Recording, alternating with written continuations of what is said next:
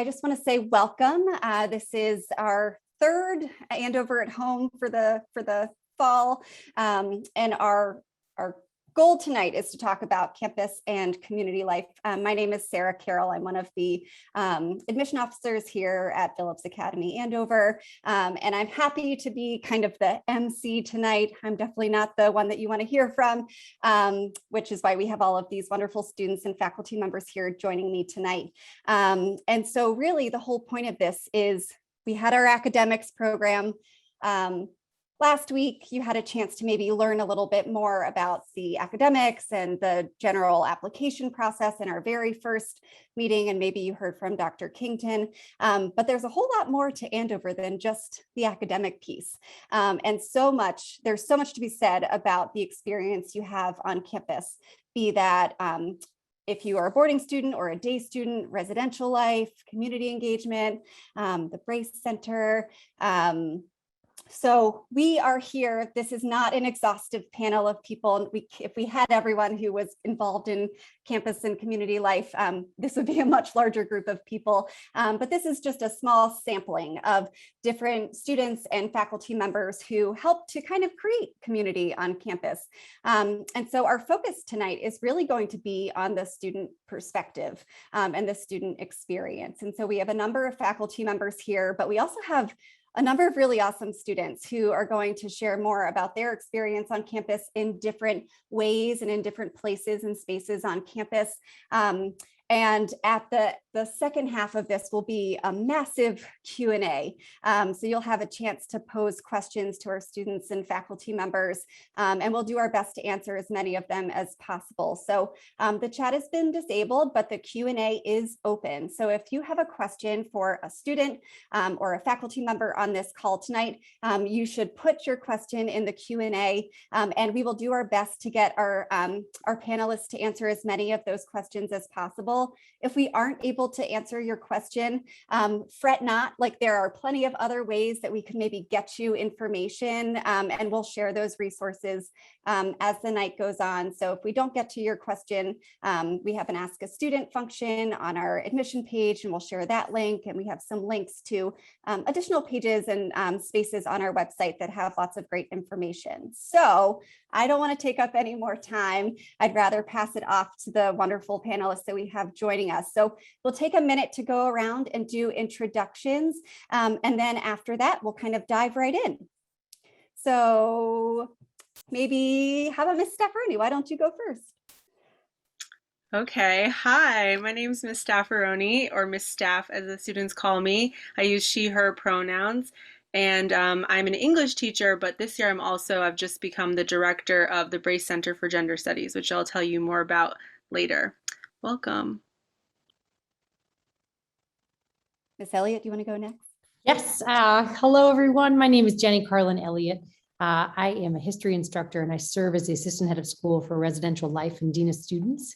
And I get to coach and advise and teach in the empathy, balance, and inclusion program. And I am the parent of 2 PA students and 2 younger children who live in our house on campus with our 2 dogs. But we're really happy you're here, and the slate of students who are here tonight on this panel are awesome. So we'll give them as much time as we can. How about Mr. O'Reilly? You want to go? Sure. Hello, everyone. My name is Devin O'Reilly, or as the kids call me, Mr. O'Reilly. I work here at Andover on our sports medicine team as an athletic trainer. I also live in a large boys dorm as a house counselor, and I teach in our physical education department. I have advisees and help run and advise some clubs here on campus, as well as teach in our EBI program. I'm happy to have you all here and excited to see your questions and what this night brings forth. Ms. Cueto-Potts, that's you. Hi, everyone. I'm Mrs. Cueto-Potts. I'm the director of the Office of Community Engagement. I'm also a day student advisor, a complimentary house counselor in Birdhouse, and lover of all things Andover. So welcome. Wonderful. How about Avivi? Why don't you go next? Hi, I'm Avivi. I am a senior from Phoenix, Arizona, and I'm a member of the Brace Board. And I'm also a proctor in Alumni House, which is our all gender dorm, one of our 2 all gender dorms on campus. Yeah. Kennedy, how about you? Hello, my name is Kennedy Njai. I'm a senior, and home for me is Malvern, Pennsylvania. On campus, I'm co-president of Flagstaff, one of our 5 residential clusters. Ben, how about you? Yeah. So hi everyone. I'm Ben. I'm a proctor in Foxcroft, and yeah, basically also I'm a head for the Brotherhood, which is an affinity group for boys of color on campus. And yeah, I'm happy to be here. Luke? Hi, I'm Luke. I'm a day student from Andover, and I am a co-coordinator of ARC Pals, which is one of the many community engagement programs we have on campus. Wonderful. Okay, so now everyone has kind of a sense of who is here tonight. And so next up, we're just kind of going to dive a little bit deeper into what these students and faculty members do on campus.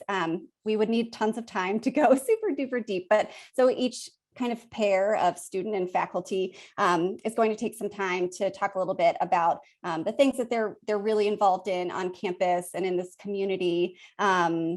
And I think we'll start with Kennedy, right? Yes. So I came to Andover as a new 10th grader, or a new lower, and I joined my first club that year, which is the Students in Medicine Club, which I'm now co-president of, which has been a lot of fun. And I later became a student alumni representative. So it allows us to have a lot of really fun meetings, meet a lot of really fun alums. We have meetings with the Board of Trustees and just learn about many different paths. And we now host webinars, and I had the opportunity to introduce Congresswoman Katie Porter and got to interview her siblings, which was a lot of fun.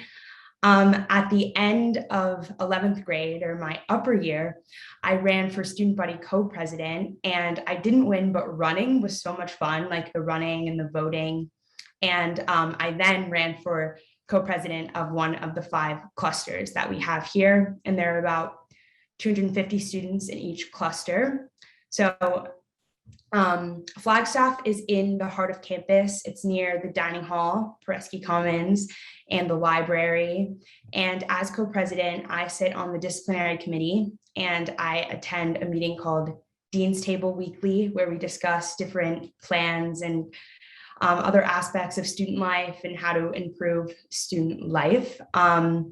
Additionally, we plan munches, which are gatherings with a lot of food and just other fun events on campus. Coming up is Cluster Olympics, which is a competition that's between those 5. And this weekend, we're having a Halloween dance, which I'm really excited for.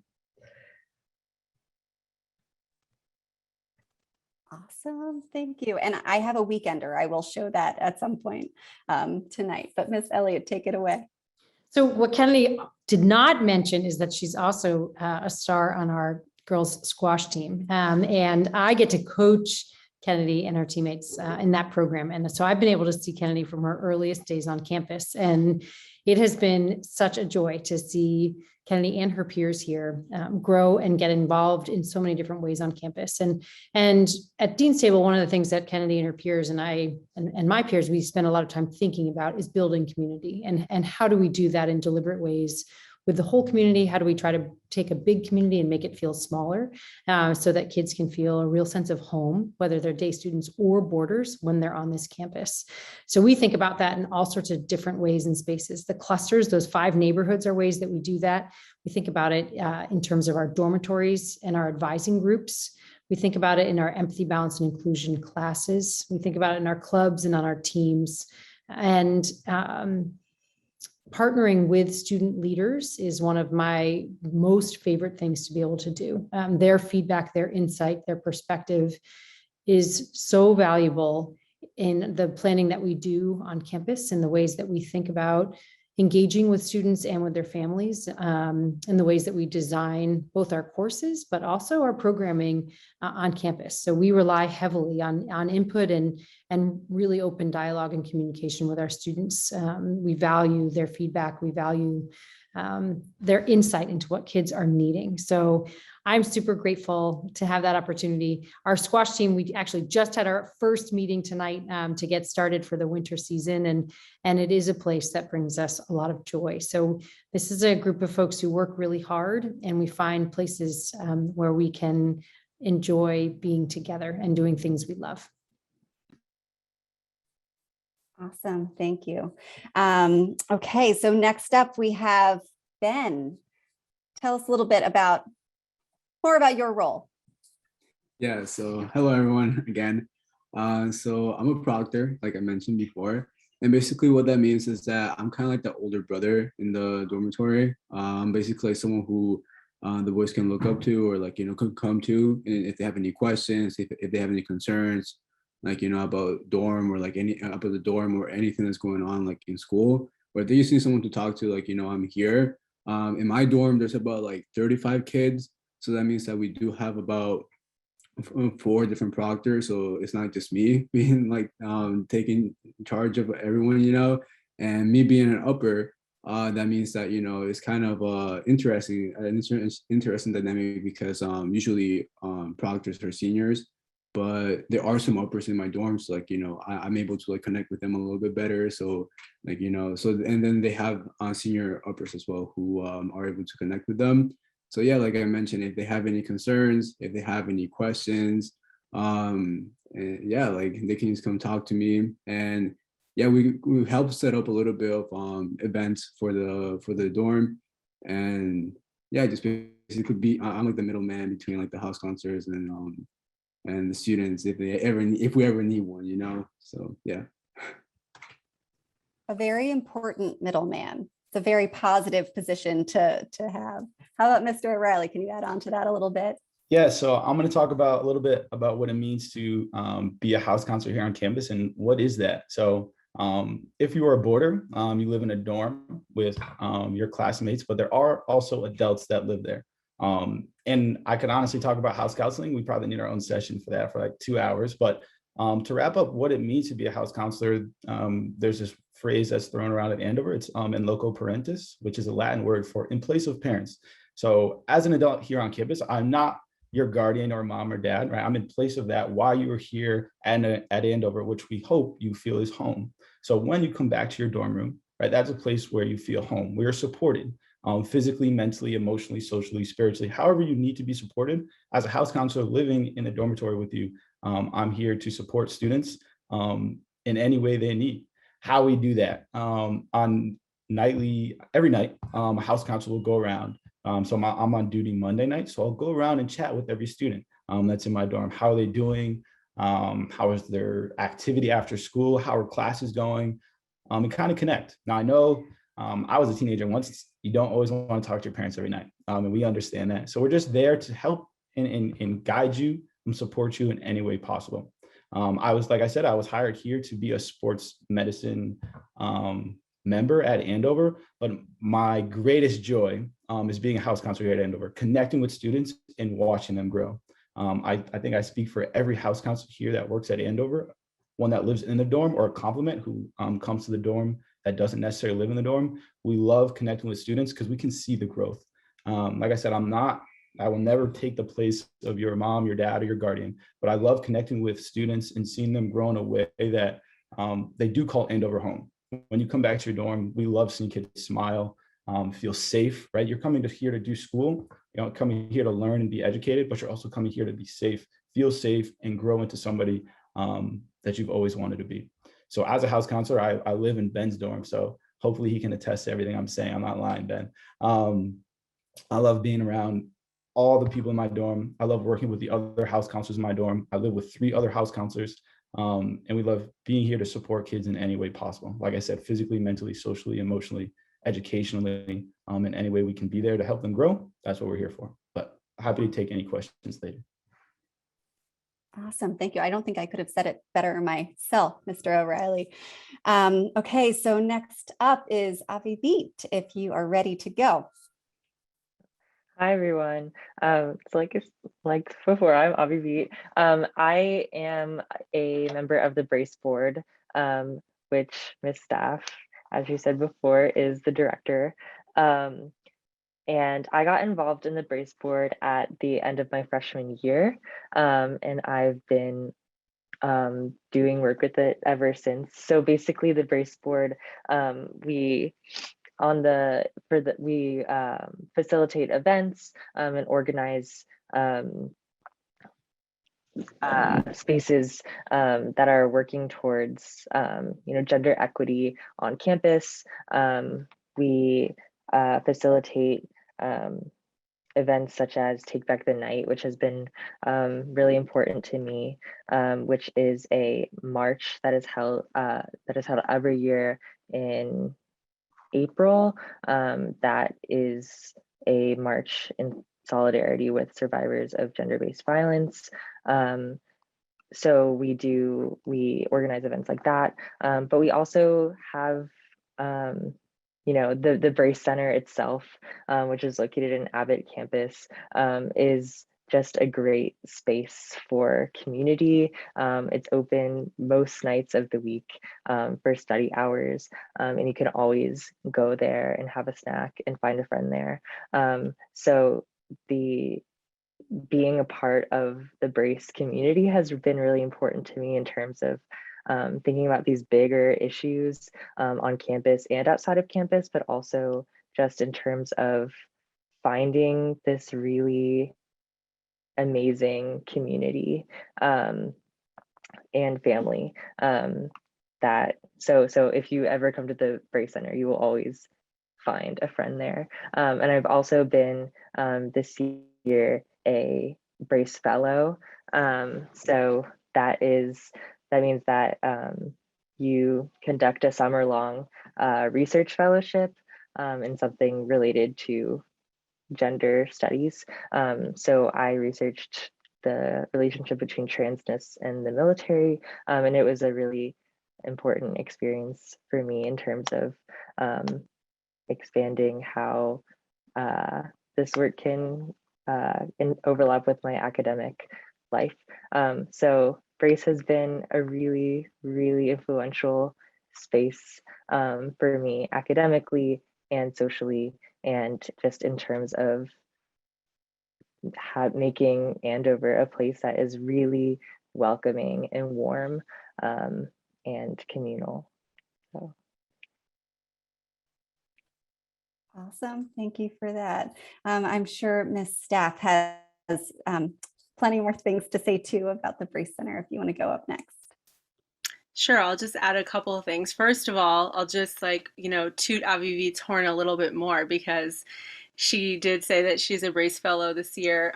It's a very, high level of scholarship that we're talking about here. These are like the kinds of talks that I would see in graduate school. It's just truly impressive. So our first one is coming up this coming week. It's always a dinner where the student whose research they conducted over the summer with a faculty advisor, they have a chance to actually present that work to the community in this kind of a very both intimate and very professional setting. So it's a really cool opportunity for young scholars. Avivit will present in the spring her amazing paper. And it's a really cool program. One thing that I wanted to say about it is that sometimes the projects that come out of the Brace Fellow program turn into sort of like transformative campus initiatives. And, Mrs. Elliott will remember many years ago now when one of the Brace Fellows presented a proposal for all gender housing as their research project. And we were sitting in the audience, both of us, when this presentation happened. And sure enough, it informed, policy going forward. It was really exciting. We formed a task force to look into founding an all gender dorm, and I was really honored to be part of that and to be the first house counselor to live in that space. where a young Avivi, just a little ninth grader, joined my dorm and became part of that small family on campus. And since then, that program has grown and it has touched all parts of campus in terms of just making our campus feel like an all gender school and not just a co-ed school, which really is part of Brace's mission. It was founded as the Center for Gender Studies, the only one at the secondary level back in the 90s when, the alumni of Abbott Academy, which was the all-girls school that was the complementary school to Phillips Academy, when the schools merged, the alumni wanted to do various initiatives to kind of keep Abbott alive. And one of the things they did was found the Brace Center because they wanted us to continue the conversation about how gender shapes young people's lives, how their identities are developing at this age, and just sort of how they can raise awareness about issues related to gender, which of course always intersect with other identities that students have, right? So we're talking about all kinds of multicultural issues that, relate to gender. And, you can go visit our website and learn more about us. We have a beautiful website. You can look at all the programs that we bring. I think Avivi covered a lot of our big ones. And, our study hours are kind of our bread and butter too. Like, students can come and visit us in the evenings. But another thing that we do is we bring education to the whole campus in various forms, and so sometimes that's to faculty, sometimes it's to different populations of students. We bring really amazing guest speakers to our all-school meetings and to other settings, and so it's just a really fun job, I will say, and I get to work with all different kinds of awesome students all over campus who share their experiences and get to be in community with each other. So that's what I'll say, and I'm happy to answer questions later. Awesome, thank you. Okay, so Luke, you're up. Hi, everyone. So yeah, I'm talking about community engagement tonight, which is one of our many, or I'm part of ARC Pals. This year it's called ARC Pals because we moved to letter writing instead of our in-person meeting, and I'll discuss that more later if anyone has questions, but community engagement is really a fundamental aspect of our community because not only can students interact with each other through it, but we find a lot that students are interacting with people from the local area. So ARC, for example, is the community engagement that I co-coordinate. And each week during the normal school year, we'll meet with a group of people a group of adults from the local Merrimack Valley area who have mental or physical disabilities. And each PA kid will get paired up with one buddy and basically for an hour 15, an hour and a half, do whatever they want to do. Some like to play cards. My buddy during my freshman year just folded paper and we discussed and we just talked to each other, listen to music. So it's really a great experience, and it's an environment of like tangible love. So that kind of community that you build with not only your PA students there and your peers, but also people from the Merrimack Valley area is something that you don't really find in too many places. And then there's so many options of community engagement on campus. Whether you're interested in music or coding, there's something that's for everyone, and they're just great programs to get involved with. Starting as a freshman, like I did, my brother got me involved with ARC, and then I fell in love with it immediately. And you really just, it's something you have to experience for yourself to understand the love that you see and feel in those environments. But it is really a fundamental aspect of our campus. Thank you for sharing, Luke. Mrs. Cueto-Potts, I'm sure you can fill in. There's so many different things we could say about community engagement. Yes, and thank you to Luke for being such a great part of our community engagement program since your junior year. So in addition to ARC, we have about 29 other programs that when there's not a pandemic, we run in person on a weekly basis. And this winter, we actually will be getting back to running just about every single program in person with our community partners for the first time since February of 2020. So we're super excited to do that. in just a few weeks. One thing that's really special about our programming, in addition to it being direct engagement, where we're always working with people or animals directly, is that we sandwich those volunteering weeks with an orientation at the start of the term and a reflection at the end of the term. And during the orientation, we talk more about the community partner. We talk more about the social issue that makes the program necessary in the first place, so that students have a bigger picture view of why this meal center has been open for 30 years, or why certain populations aren't having access to after school programming or to different types of opportunities. And so we think it's really important for students to have a good understanding of not only what work they will be doing, but why the work is important. And we also make sure to take some time to have students during the orientation think about their identities and the various parts of their identities and how that influences the work that they are going to be doing as a volunteer. And then at the end of the term, we finish off with reflections. We always have some sort of activity or exercise where students can think about the impact that the program had on them and their relationships with their community partner had on them. And that's really what our programming is all about. It is all about building loving, amazing, fun, mutually beneficial relationships with our community partners, because we really do want it to feel like a family. And most importantly, we want to teach students how to interact with and in communities after they leave PA in a way that is humble and in a way that is respectful, and in a way that is empowering and working with the community that they are in. So. So thank you. That was a ton of really wonderful information, and just I always learn something new every time we do these events. So if everyone's up for it, we're going to open it up to questions, and we're going to try to get to as many questions as possible. So I've been kind of funneling, there've been a bunch coming in. But why don't we start with this one? And if maybe each of the students wants to really quickly kind of popcorn style respond to this one.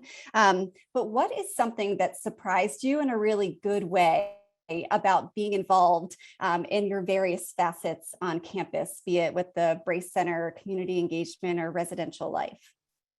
And you can just kind of unmute and go.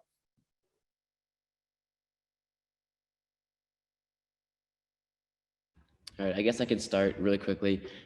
Like I mentioned a little bit before, I was really surprised about the fact that you not only are engaging with the community around you, but also with the students that that surround you. So I was kind of like a timid freshman, and I didn't really know what to do.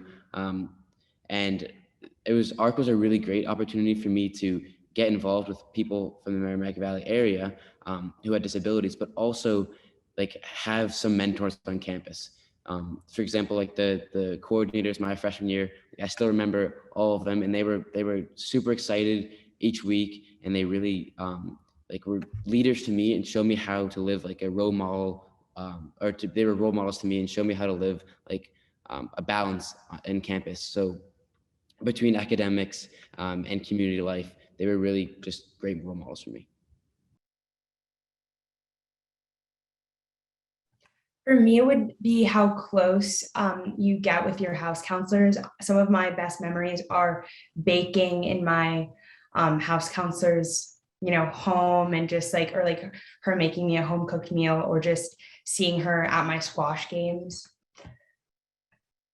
And to add on to that, I think that not even just, for me, not just my house counselors, but everyone, honestly, all the adults in my day-to-day Andover life, I think that they really show that they care about me, I think that they always if I tell them something later on, they will remember that and they will bring it up or something like that. And it's just it feels like everyone has my back, I don't feel like I'm always alone, even though even though it's not always gonna be up, but I think that having the adults and knowing that they're there and you can just ask for anything, if you have any questions, just ask. I think that was one of the most surprising things, because in other places, it might be a little different, you know, it might not feel like adults might have your back all the time, or like, you know, it might feel like that even if it does, but yeah. Think I feel a similar way, just in terms of, like I was saying, like there's this feeling of family, and I think like the openness of both the students and adults is what has really struck me about being part of Brace. Just this willingness to be vulnerable and a willingness to like learn and be in community with one another. It's really inspiring, and it's why I really love being a part of Brace and alumni. Awesome, thank you. We did have a question come in about like all gender housing and how that works on campus. And so I don't know if Ms. Staff or Avivid, if you want to maybe share just a little bit about that, because it is pretty unique to be at a school that that has that on campus, and it is a big part of the community. I can take it, Avivi, and then you can fill in if I forget anything. So yeah, so with all of our dorms, you know, there's a process of sort of placing folks and finding their home for that year. And one of the ways that we do that is through an application for all gender housing, which allows students to express either a need for that sort of housing or an interest in living there as what we call an ally, which just means, yeah, like they also want to live there and want that kind of a community, living community, and are also supportive of all gender housing as a space for including students who might not be, you know, out on campus, say, or who might want a confidential space to explore their identity. And so that's sort of the concept that, again, our Brace Fellow from many years ago formulated, and, you know, was really imagining how do we create a safe space for students while also, you know, being sure that it's a space that is not just an affinity space, right, but is really a space that is inclusive. And when I say that, I just mean, you know, it's actually really not a homogenous community, right? It's a really diverse community, and we have students, you know, wanting an all gender space for lots of reasons, and we have every year of the dorm. We also have 9th through 12th graders who, you know, come into an all gender dorm.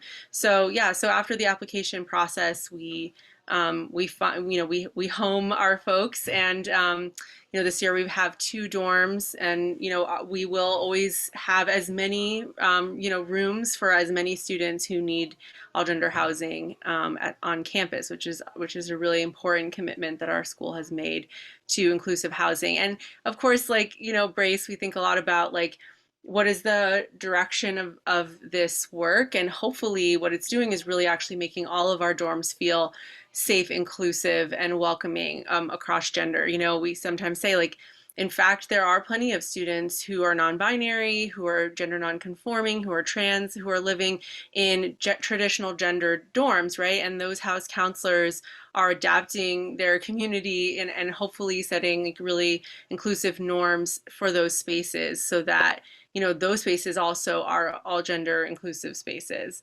And I think that our program has really kind of transformed how people think about the relationship between gender and housing, you know, and, you know, why is that exactly the identity that we house by? You know, can we think about, you know, what else students have in common with each other in their living space, and how to create a culture that isn't just based on gender or the gender binary or some of our ideas about gender. So I think it's been a really cool and expansive project, and it's ongoing. And, you know, many of our peer schools have been partners in that work. You know, I work in a consortium of amazing folks across New England, and we talk a lot about, you know, what works and how we can continue to grow. But Avivi, did you want to add anything?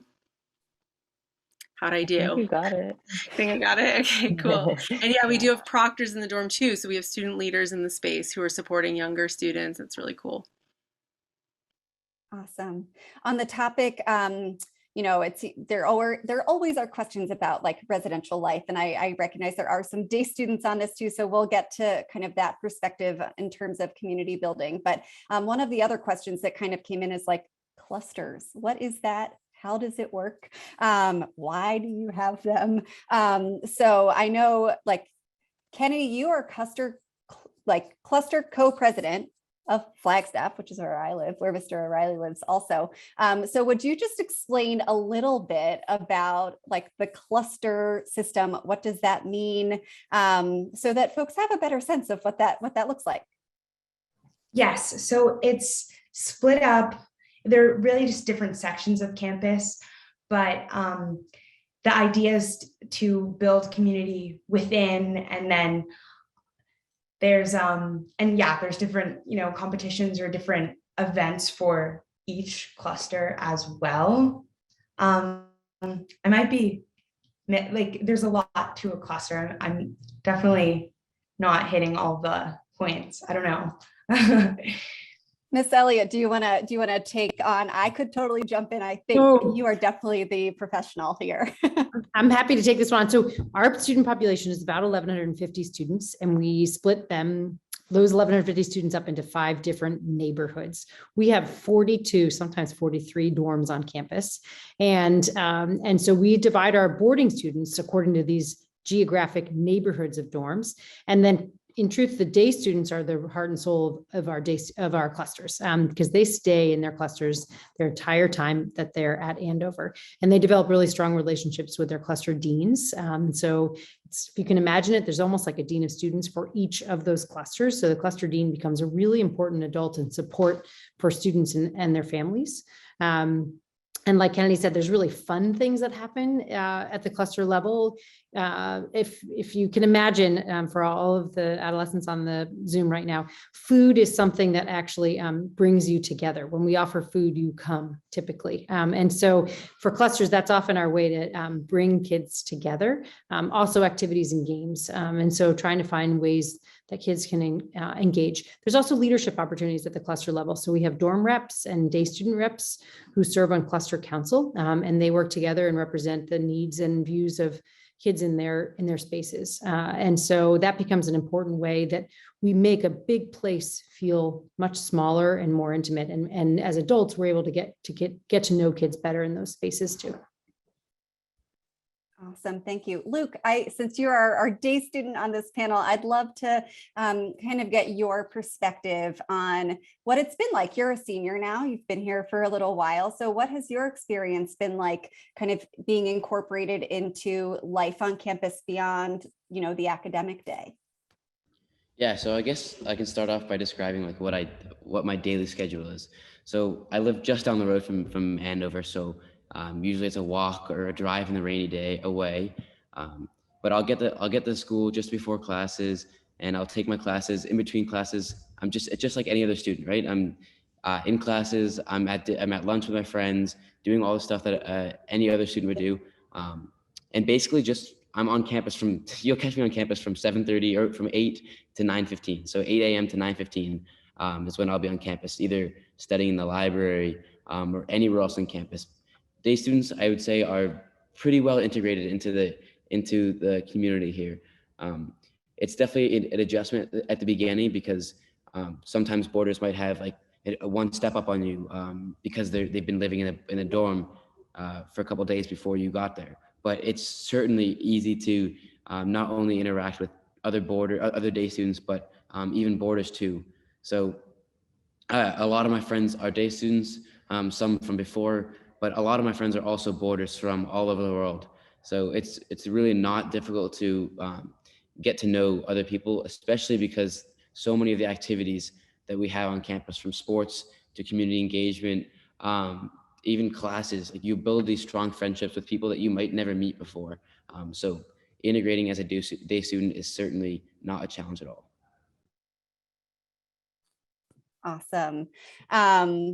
And I know, okay, so it's 7:41. I feel like we have a couple more questions in us, and I already know what our last question is going to be. But as thinking about, some of you have been here for a couple of years, some of you have been here like your entire high school experience so far. What is one piece of advice that you would give your new student self coming to Andover that you think might be helpful to prospective students who are on this webinar, maybe a little worried about like how on earth do you get integrated into a community like this? So what's one piece of advice that you would give your new Andover student self, whatever year you came to join us?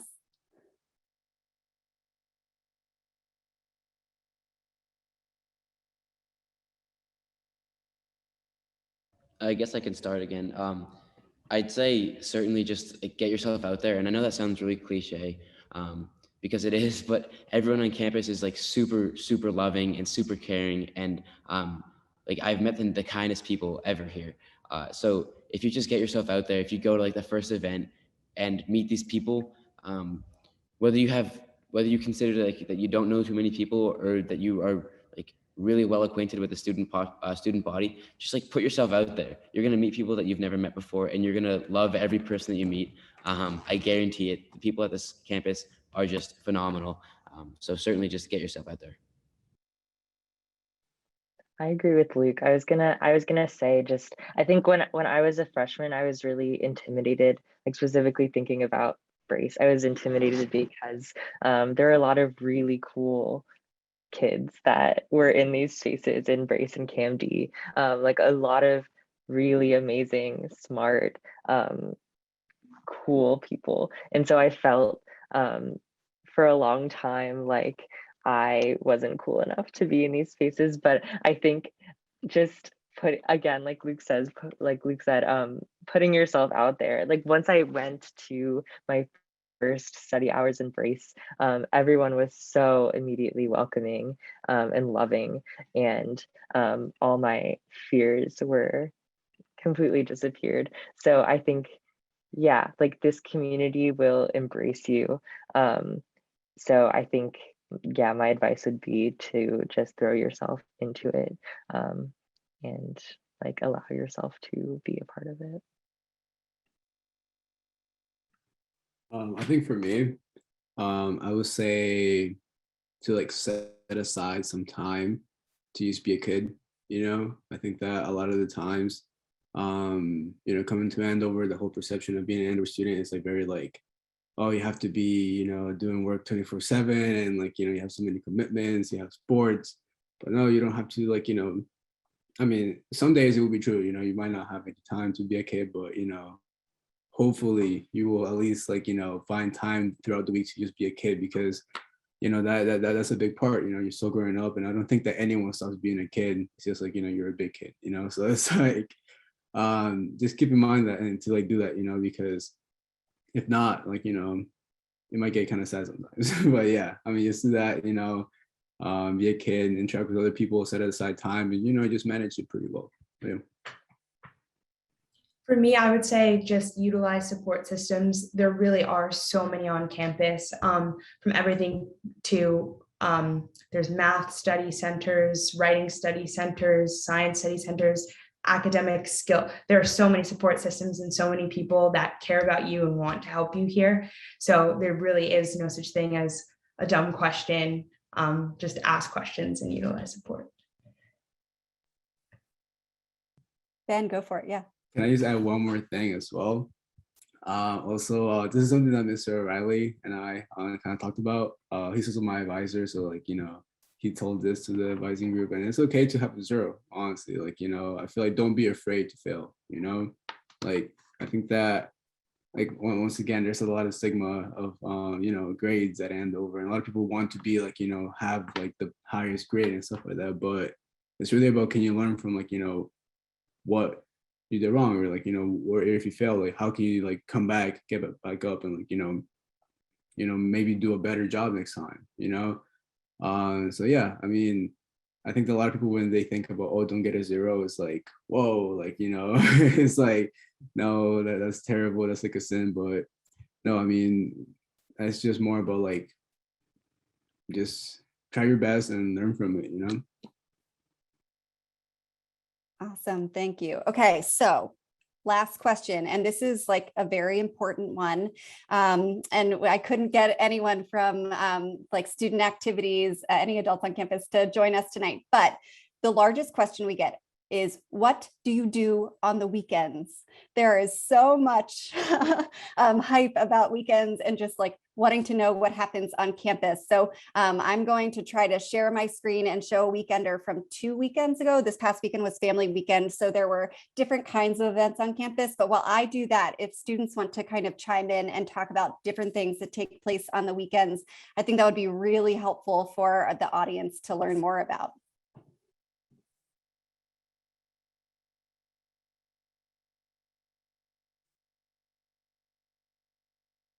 While students are thinking, I'm going to share that in my class on every Friday, I make my students tell me what they're going to do for fun. To Ben's good advice about being a kid, something fun. And I got to go on a boat cruise last night with several of you to go dancing in Boston Harbor. It was really awesome.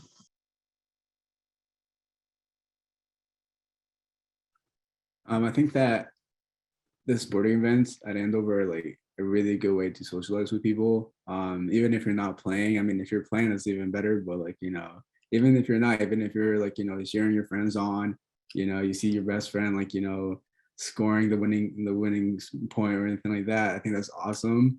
And I think that it's just a lot of, I feel like Andover, no matter what it is, what team it is, even if we're losing or winning, like, you know, we're still going to cheer each other on no matter what. So like, you know, I mean, I feel like I'm a big hype man in the stands. So, yeah, I'm the hype man, especially with my friends. So like, you know, that's a big thing that I like to do during the weekends, just to go see the sports games. I agree with that. If you're not playing or watching, I manage the football team, and it's so much fun to do exactly what Ben said, just cheer them on, win or lose. It's a lot of fun to manage teams here as well. So I take statistics, or it could mean a lot of different things depending on the sport, but it's a lot of fun. Like also on the weekend, there's always activities like sometimes there's a lot of games on Saturdays, but sometimes there are games on Fridays as well.